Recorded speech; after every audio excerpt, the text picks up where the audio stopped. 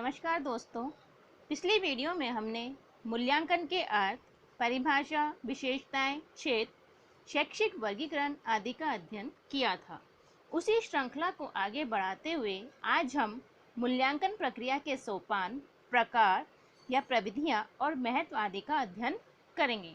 यदि आपने हमारी पिछली वीडियो नहीं देखी है तो उसका लिंक नीचे डिस्क्रिप्शन में दिया गया है।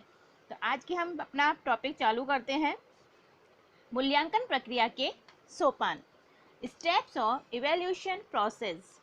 तो इसमें 3 पॉइंट्स हैं। पहला है शिक्षण उद्देश्यों का निर्धारण और परिभाषीकरण। इनको भी 2 भागों में बांटा गया है, सामान्य उद्देश्य और विशिष्ट उद्देश्य। सामान्य उद्देश्य के अंतर्गत ज्ञानात्मक, भावात्मक व क्रियात्मक उद्देश्य आते हैं जो दूरगामी लक्ष्य को बताते हैं, अर्थात जिनकी प्राप्ति में लंबा समय लगता है और ये परोक्ष व औपचारिक होते हैं। उद्देश्यों का निर्धारण करने के बाद प्रबंध तंत्र के लोग या शिक्षाविदों द्वारा उनको परिभाषित किया जाता है। इसी में दूसरा है विशिष्ट उद्देश्य। सामान्य के बाद विशिष्ट उद्देश्यों का निर्धारण किया जाता है।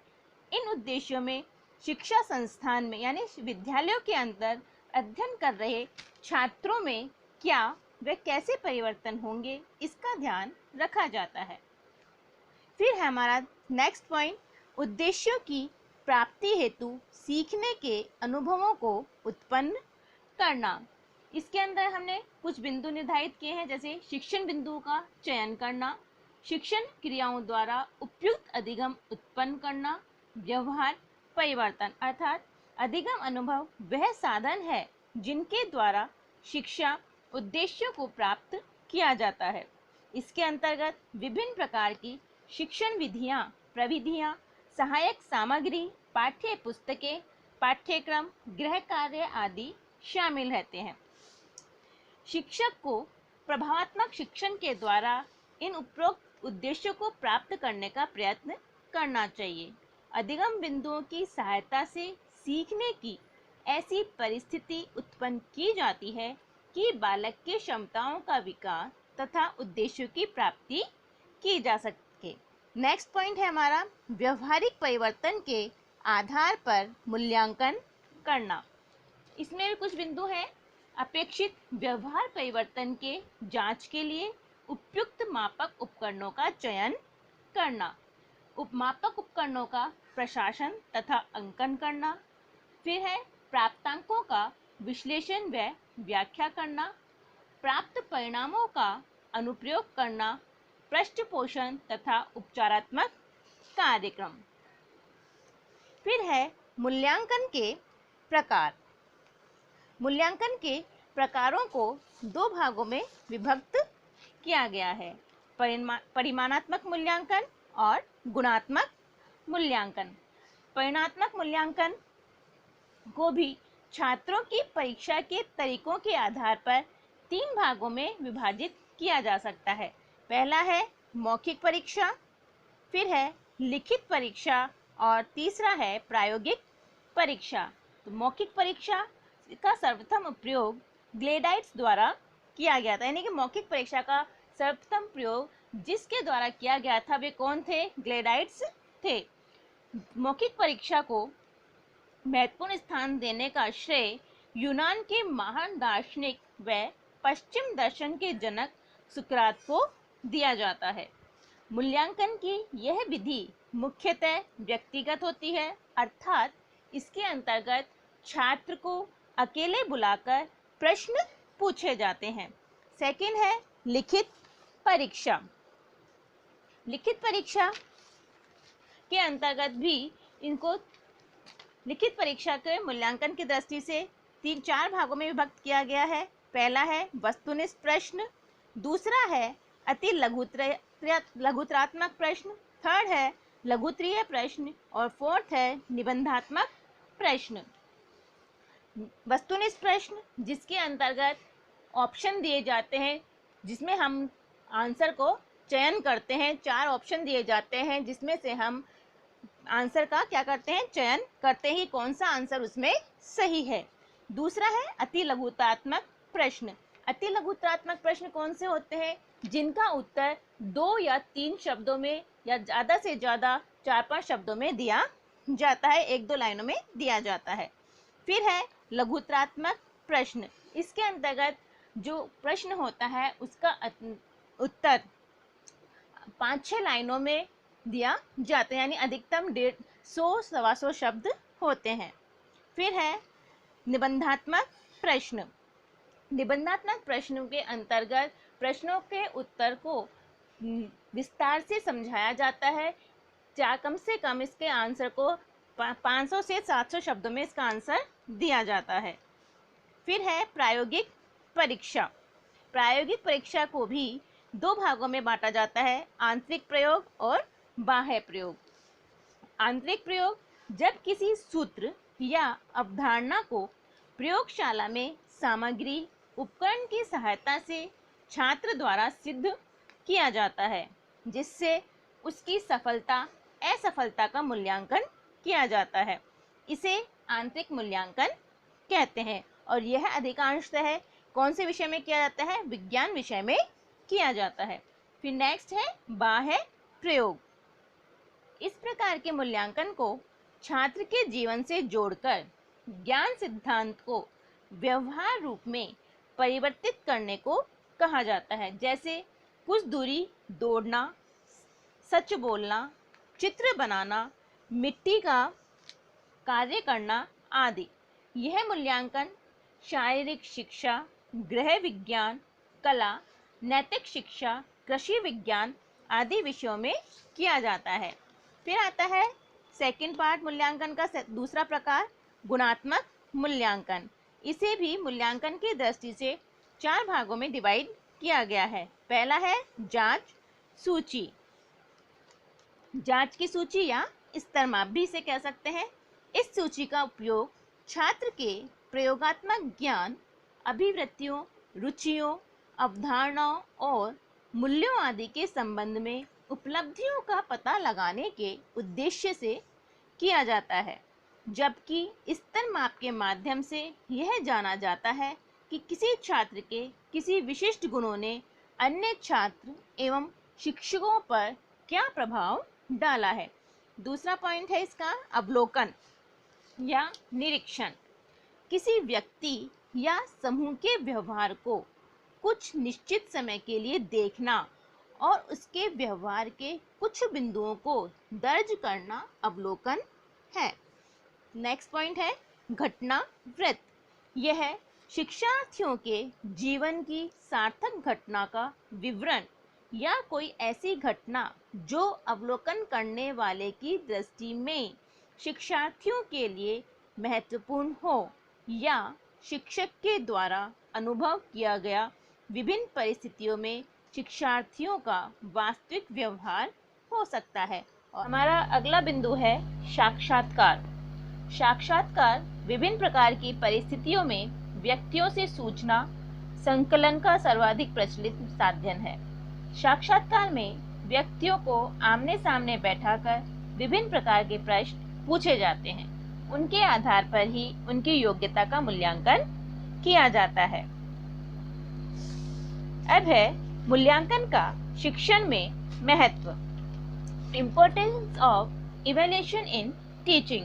तो प्रथम है इसमें फर्स्ट है उद्देश्यों की प्राप्ति निर्धारण में सहायक। मूल्यांकन से शिक्षण में सफलता की संभावना बढ़ जाती है। इसके आधार पर हम निर्धारित लक्ष्यों की अर्जन की मात्रा के विषय में जान सकते हैं। इसके अंतर्गत शिक्षण विधियों में परिवर्तन, सहायक सामग्री का उपयोग निर्धारित किया जाता है। यानी कि हमें जब उद्देश्य की प्राप्ति करनी होती है तो उसके लिए हम निर्धारित लक्ष्यों की मात्रा को निर्धारित करते हैं और हमें कौन कौन सी शिक्षण विधियों का उपयोग करना है वह इसको हम निर्धारित कर सकते हैं। फिर नेक्स्ट है मूल्यांकन विशिष्ट उद्देश्यों की प्राप्ति में सहायक। उद्देश्य ही मूल्यांकन का आधार है। उद्देश्यों के स्पष्टीकरण पर ही शिक्षक के प्रयासों की सफलता या असफलता निर्भर करती है। मूल्यांकन वह मानदंड प्रदान करता है जिसमें शिक्षक के सम्मुख उद्देश्य स्पष्ट होते हैं तथा मूल्यांकन के द्वारा ही विशिष्ट उद्देश्यों की प्राप्ति का ज्ञान होता है। यदि विशिष्ट उद्देश्य प्राप्त नहीं हुए हैं तो उपचारात्मक शिक्षण की भी व्यवस्था की जाती है। नेक्स्ट है मूल्यांकन का पुनर्बलन के रूप में कार्य। प्रेरणा के दृष्टिकोण से भी मूल्यांकन बहुत उपयोगी है। छात्रों के दृष्टिकोण से परिणाम का ज्ञान एक प्रेरक के रूप में कार्य करता है।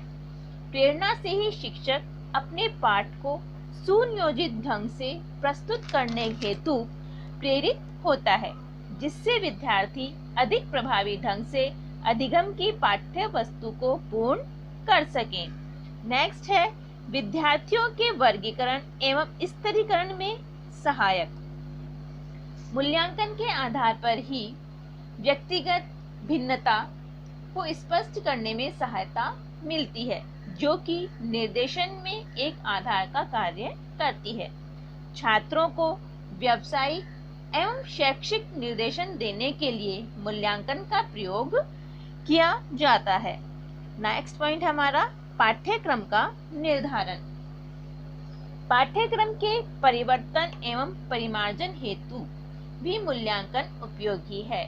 पाठ्यक्रम वह साधन है जिसको शिक्षक लक्ष्यों की प्राप्ति के लिए प्रयोग करता है। इस कारण मूल्यांकन पाठ्यक्रम से प्रत्यक्षतः संबंधित रहता है।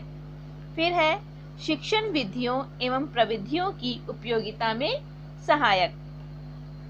मूल्यांकन के द्वारा ही शिक्षक द्वारा चयन की गई शिक्षण विधियां निर्धारित पाठ्यक्रम के शिक्षण के लिए उपयोगी एवं लाभदायक है अथवा नहीं, इसका निर्धारण किया जाता है। यानी कि शिक्षक जिन विधियों का चयन करता है वह पाठ्यक्रम के अनुसार उपयोगी है या नहीं, इसका निर्धारण भी हम मूल्यांकन के माध्यम से ही करते हैं। इसी के द्वारा शिक्षण की कमियां एवं विशेषताएं मूल्यांकित की जा सकती हैं। फिर है नेक्स्ट शैक्षिक व्यावसायिक निर्देशन एवं परामर्श में सहायक। मूल्यांकन के द्वारा ही यह निश्चित किया जा सकता है कि विद्यार्थी का शैक्षिक चयन किस आधार पर करना है तथा व्यावसायिक क्षेत्र के चयन का निर्धारण कैसे किया जाए। यानी मूल्यांकन के आधार पर ही विद्यार्थी की रुचि किस में है इसका हम पता लगा सकते हैं। कौन से क्षेत्र में वह जाना चाहता है इसका पता हम मूल्यांकन से ही लगा सकते हैं और यह निर्धारित कर सकते हैं कि अमुक विद्यार्थी को कौन से क्षेत्र में जाना चाहिए। फिर है हमारा नेक्स्ट पॉइंट विद्यार्थियों की रुचियों, अभिरुचियों, कुशलताओं, योग्यताओं एवं व्यवहार की जांच में सहायक।